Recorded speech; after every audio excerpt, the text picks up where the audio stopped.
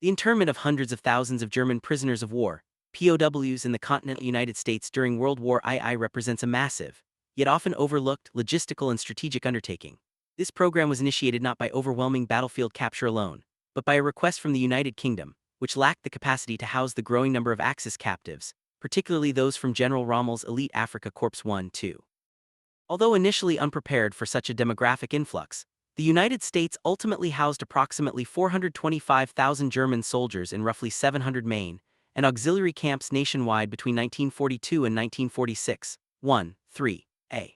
Origins and logistics of the American POW program. The sheer scale of the operation required rapid military mobilization. The War Department tasked the Office of the Provost Marshal General (PGMO) with developing specific policies and protocols to manage the housing, sustenance, and security of these individuals. Existing infrastructure played a crucial role. Many facilities were former Civilian Conservation Corps barracks that had been idle since the program disbanded in 1942. Major installations such as Fort McPherson in Georgia, Camp Swift in Texas, and Camp Ruston in Louisiana served as base camps, often supporting dozens of smaller side camps established close to areas needing labor. 3b. The legal and ethical mandate. Strict adherence to the 1929 Geneva Convention. The foundation of the American POW program was the commitment to fully uphold the international 1929 Geneva Convention relative to the treatment of prisoners of war. 4. This adherence was not merely a passive moral obligation but a conscious political choice. Core policies emphasized that prisoners must at all times be treated humanely and protected, particularly against acts of violence, insults, and public curiosity. 4. Crucially, this strict adherence served as an immediate, involuntary act of psychological warfare. The War Department proactively made it protocol to inform arriving German prisoners that the United States would fully uphold the convention, addressing Nazi commanders' propaganda which had warned their soldiers of mistreatment or torture upon capture. 4. When prisoners expected brutality and instead found dignity and protection, the foundational fear-based narrative of the Wehrmacht command structure was immediately nullified, establishing credibility for the American system as the morally superior combatant. See the economic imperative. Addressing the wartime labor shortage. The national draft created severe labor shortages, particularly in critical sectors like agriculture and forestry. Utilizing POW labor became a necessary solution, especially in the South and Midwest. Enlisted POWs were contracted out to local farmers and businesses for tasks such as crop picking and cutting pulpwood. 5. In compliance with the Geneva Convention, prisoners who worked had to be paid a rate equivalent to that received by a U.S. Army enlisted person, which typically amounted to 80 cents per day, paid in scrip redeemable at the camp canteen. 1. The reliance on this labor created localized opportunities for positive cultural contact. Prisoners sometimes interacted with local American civilians and employers. 6. With reports indicating that plantation owners and farmers occasionally invited prisoners into their homes for meals or provided them with sweets, a rarity for American civilians dealing with strict wartime rationing. 7. This positive cultural exchange born out of economic necessity provided an unforeseen mechanism for long-term ideological softening, potentially more effective than formal curriculum. Table 1. Scope scale. In compliance of the German POW program in the U.S., WWII metric data point source significance designated section total German POWs in U.S. 425,000 massive scale of logistical effort a total U.S. camps 700 geographical distribution and resource commitment regulatory framework 1929 Geneva Convention Foundation for Humane Treatment Standards IB primary labor use. Agriculture and forestry solution to wartime labor shortages. Key local interactions IC daily wage enlisted 80 cents in scrip fulfillment of Geneva requirements for paid labor ICII. Conditions of captivity, an unintended propaganda tool. The material conditions experienced by German POWs in the United States were generally far superior to the conditions they had encountered prior to capture, and certainly superior to the conditions faced by many other captives in the global conflict. This stark contrast turned American captivity into a powerful, unintentional propaganda tool. Amaterial life and amenities. Housing conditions in American camps, typically barracks with bunk beds, were described as ranging from basic to relatively comfortable. 6. Food in particular was a point of notable privilege. Meals were often prepared by German cooks using ingredients furnished by the U.S. Army, adhering to the standard nutritional criteria of the 1940s, including protein, grains, and vegetables. 7. Reports indicate that the quality and quantity of food were often better than what the soldiers had experienced in the German military, a fact that occasionally led to complaints from American civilians who felt the enemy was being unduly privileged during rationing. 6. This level of material security immediately contrasted with the experiences of capture. One German POW, Eberhard Ladwig, recalled his previous temporary camps in North Africa, such as Iran, as being poorly supplied, unsanitary, and foul, forcing prisoners to sleep on the ground in the mud, and housed in enclosures where normally one might keep animals. 8. The psychological relief derived from reliable food, clean barracks, and humane treatment established a firm basis for questioning the Nazi regime that had failed to provide adequate sustenance or truthful information. B. The Eastern Front contrast. American custody as salvation. To fully appreciate the American experience, it must be placed against the horrifying global mortality rates of World War II captivity. Approximately 5 million of the 35 million soldiers who surrendered globally died in captivity, with mortality disproportionately high in the Eastern and Pacific theaters. 9. The comparison with the treatment of captives on the Eastern Front is essential. Nazi Germany intentionally disregarded the Geneva Convention concerning Soviet prisoners of war, subjecting them to systematic starvation, forced labor, and mass execution. Of nearly 6 million captured Soviet soldiers, around 3 million died from starvation, exposure, and disease, one of the highest sustained death rates for any mass atrocity in history. 10. German soldiers arriving in the U.S. were often acutely aware of the horrific fate that awaited captives in the East, whether through the brutality inflicted by their own forces on Soviets, or the anticipated reciprocal brutality from the Soviets towards German captives. This knowledge provided a crucial baseline. American custody represented a safe harbor too. By treating German POWs well, the U.S. maintained moral leverage and promoted the principle of reciprocity, which generally ensured better conditions for its own soldiers held in German camps. 9. This strategic humanitarianism established a superior moral position compared to both the Axis and the Soviet systems. Ideological schisms and internal governance. Despite the uniformly humane conditions provided by the American government, the camps were not peaceful havens. The population was ideologically heterogeneous, ranging from anti-Nazi Democrats, often referred to as white, to staunch Nazi loyalists, the blacks, and the politically moderate Mitteleufer, fellow travelers or Greys. 11. 12. This ideological diversity was a constant source of tension and internal strife. The problem of internal polarization. Initial American policy was constrained by the Geneva Convention, which often dictated non-interference with internal prisoner command structures, allowing the highest-ranking officer to maintain order. However, this policy failed to anticipate the aggressive coercion exerted by hardcore Nazi loyalists, who attempted to maintain discipline, indoctrination, and control over their fellow prisoners. 12. 13.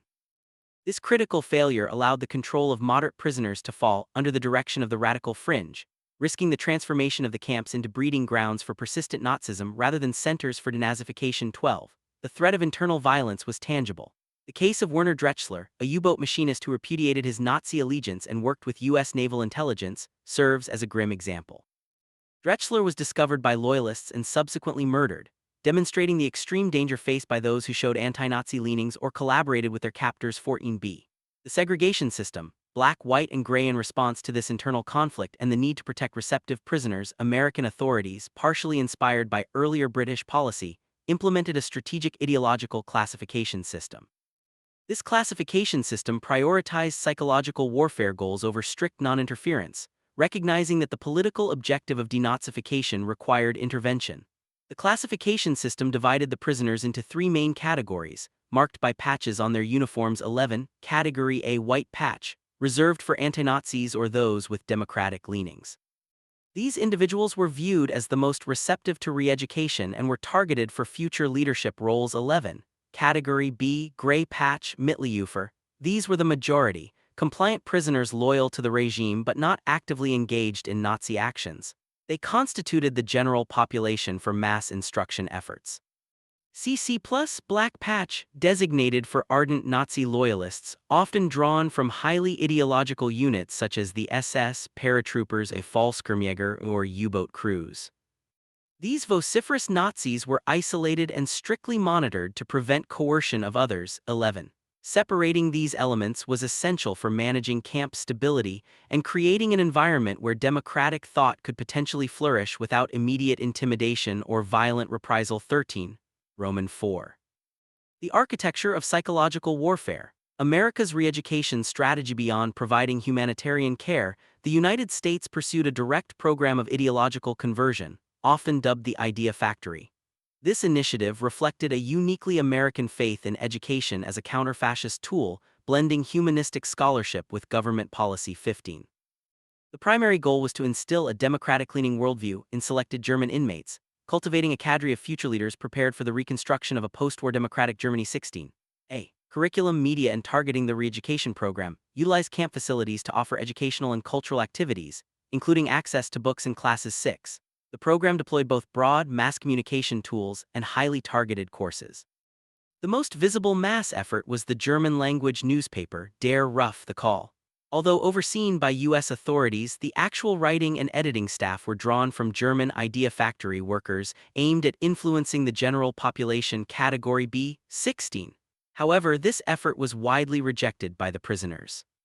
Studies indicate that the program elements relying on perceived prisoner coercion, such as the publication of Der Ruf, were not positively received by the general population and consequently achieved negligible success in broadly shifting political leanings. 16. The difficulty of imposing ideology through formal instruction, particularly when perceived as inauthentic or forced, became a key policy critique. In contrast, the targeted efforts focused on the Category A prisoners. This involved intensive, specialized democratic crash courses administered late in the war to those identified as potential administrators and political leaders in the American occupation zone. 16. Over 20,000 prisoners, out of a total population of approximately 378,000, participated in these select programs. 16. B. Evaluating program effectiveness. The long-term impact of the Idea Factory is a subject of rigorous historical debate. Some historians, such as Ron Robin, argue in the Barbed Wire College that the program broadly failed to make the majority of POWs shed their Nazi beliefs or fully adopt a liberal democratic ethos, finding it less successful in indoctrinating prisoners than similar policies enacted by other nations. 17. However, the program did yield qualitative successes. The highly targeted education of the potential political elite successfully shaped democratic viewpoints in certain German inmates, and these individuals later became active participants in German politics and public discourse. 16. This suggests that the true value of the program lies in its focused cultivation of a receptive intellectual elite, selectively shattering ideology where the ground was fertile, rather than a successful mass conversion. Table 2. Ideological classification and re-education mechanisms. Category designation. Profile purpose. In re-education category, a white patch anti-Nazi democratic-leaning target audience for leadership training and crash courses. 11. 16. Category B. Gray patch, Mitteleufer, compliant but apolitical monitored. General population subject to media limited success. 11. 16. Category CC plus black patch staunch Nazi loyalist, SS, U-boat crews isolated and monitored, active source of tension and resistance. 11. 13. Media tool. The Call German language newspaper failed attempt at mass ideological instruction due to perception of coercion. 16. Formal training. Democracy crash courses targeted leadership, elite demonstrated success in shaping future political figures, 20,000 plus graduates. 16. V. The Great Contradiction. Kindness for Nazis, segregation for Americans. The most profound moral paradox of the American POW program lies in the systemic failure of the U.S. domestic environment to uphold the very democratic ideals it sought to export. While captured enemy combatants enjoyed conditions guaranteed by international law, approximately 1 million Black American soldiers serving the country were subjected to institutionalized humiliation under official Jim Crow segregation. Asystemic racism and official policy segregation was official U.S. military policy throughout the war, persisting until President Harry S. Truman's executive order banning the practice in the armed forces in 1948. 18. Black American soldiers were routinely relegated to less desirable roles and explicitly excluded from the patriotic camaraderie promised to white troops, highlighting a fundamental hypocrisy at the heart of the war effort. 18. The collision of the U.S. commitment to the 1929 Geneva Convention international law and its rigid enforcement of Jim Crow laws, domestic policy, created a crisis of conscience wherein the international obligation for humane treatment unexpectedly privileged the enemy over the nation's own minority citizens. B. The Corporal Trimmingham incident. The preferential treatment granted to German POWs over Black servicemen was common, But the specific incident involving Corporal Rupert Trimmingham in 1944 became the defining narrative of this moral failure. Traveling with 8 other black soldiers from Camp Claiborne, Louisiana, through the segregated Deep South, Trimmingham and his companions were forced to eat inside a lunchroom's kitchen, kept intentionally invisible to the dining customers. Waiting, Trimmingham observed approximately 24 captured Nazi troops, accompanied by their white American guards, enter the same establishment. These enemy soldiers sat at the tables, had their meals served, talked, smoked, in fact had quite a swell time. 18. Trimmingham's subsequent letter to the Army magazine Yank posed the devastating question: are these men, sworn enemies of this country, are we not American soldiers sworn to fight for and die if need be for this our country, then why are they treated better than we are? 18. This incident, which even inspired a fictionalized short story, serves as the most potent symbol of the systemic betrayal experienced by black troops. 18. C.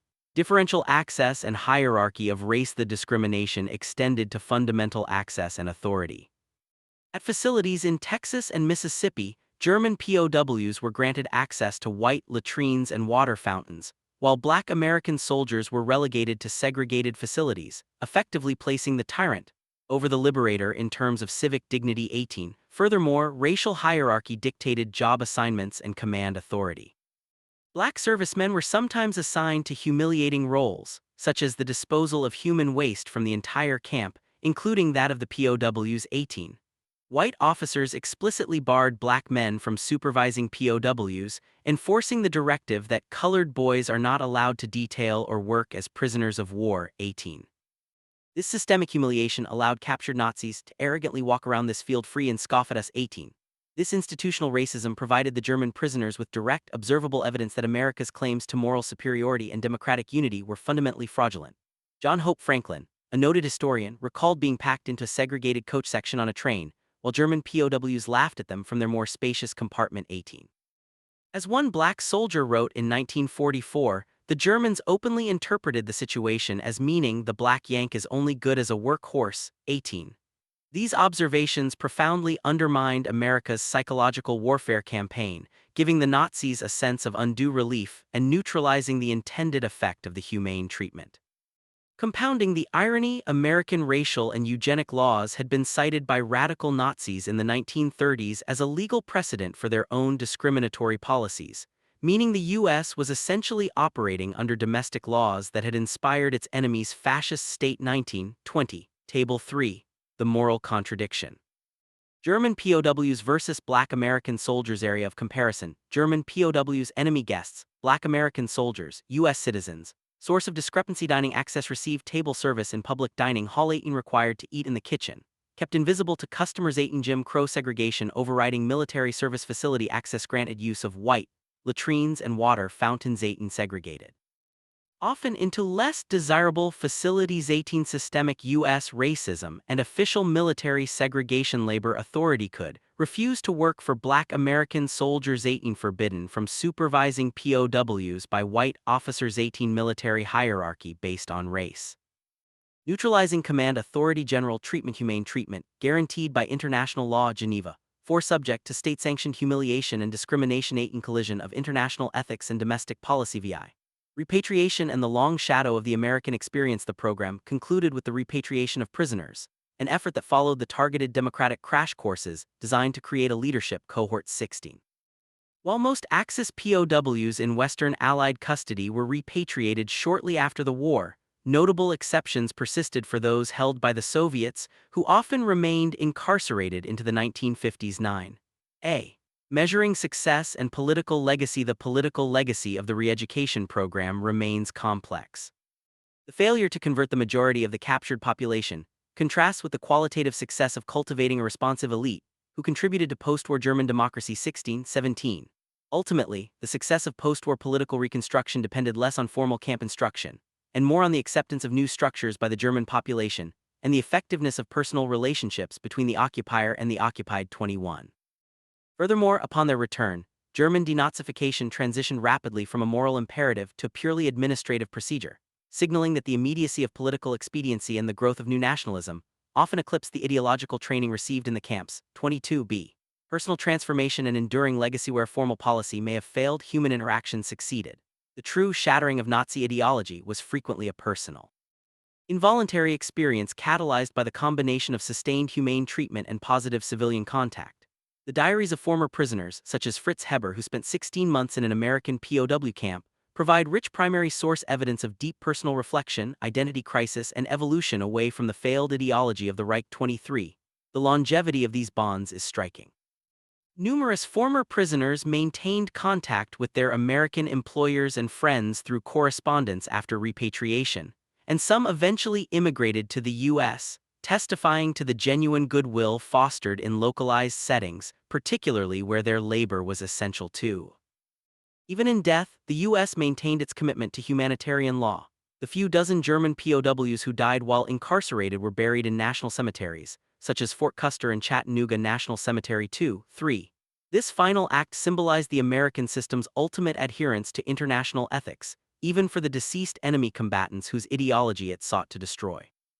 Conclusion: the American custody of German POWs during World War II, encapsulated by the theme of enemy guests, represents a pivotal chapter in military and ideological history. The United States succeeded in upholding international law, strategically using humane treatment to negate Nazi psychological warfare and fostering a degree of ideological realignment among a receptive minority.